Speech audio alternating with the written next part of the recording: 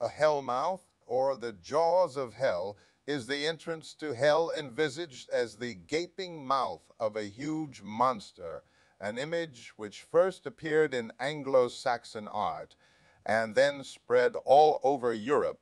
It remained very common in depictions of the Last Judgment and harrowing of hell until the end of the Middle Ages, and is still sometimes used during the Renaissance and after. It enjoyed something of a revival in polemical popular prints after the Protestant Reformation, when figures from the opposite side would be shown disappearing into the mouth.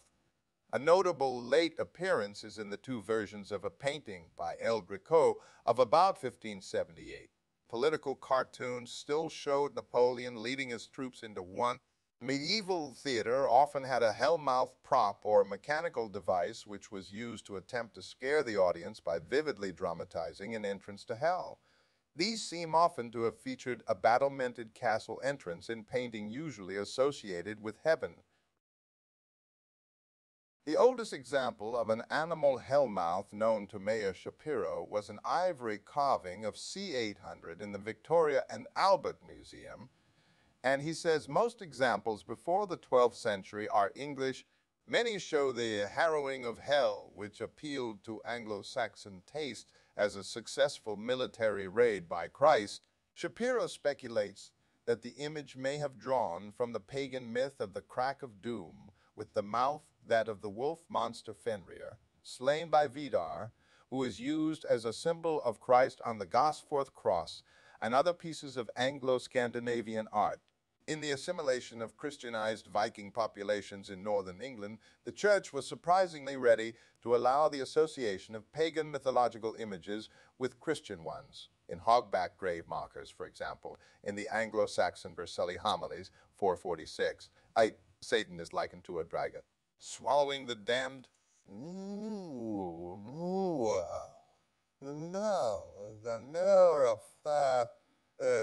We must see the zero worm. They never come out of the pit of snakes and of the throat of the dragon, which is called Satan, the whale, monster Leviathan, translated from Hebrew Job 41, one wreathed animal, has been equated with this description, although this is hard to confirm in the earliest appearances. However, in The Whale, an Old English poem from the Exeter book, the mouth of hell is compared to a whale's mouth. The whale has another trick. When he is hungry, he opens his mouth, and a sweet smell comes out. The fish are tricked by the smell, and they enter into his mouth. Suddenly, the whale's jaws close. Likewise, any man who lets himself be tricked by a sweet smell and led to sin will go into hell, opened by the devil. If he has followed the pleasures of the body and not those of the spirit, when the devil has brought them to hell, he clashes together the jaws, the gates of hell. No one can get out from them, just as no fish can escape from the mouth of the whale. Later in the Middle Ages, the classical Cerberus also became associated with the image, although it is hardly likely that the Anglo-Saxons had him in mind. Satan himself is often shown sitting in hell, eating the damned, but according to G.D.D. Schmidt, this is a separate image, and the hellmouth should not be considered to be the mouth of Satan, although Hoffman is inclined to disagree with this. The hellmouth never bites the damned, remaining wide open, ready for more.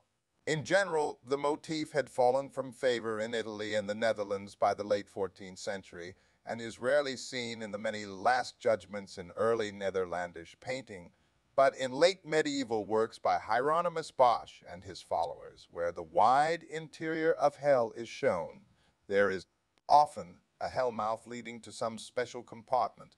It continued in use in Germany and France. The hellmouth appears swallowing a bishop at bottom left in the Four Horsemen of the Apocalypse, a famous woodcut by Albrecht Dürer, c.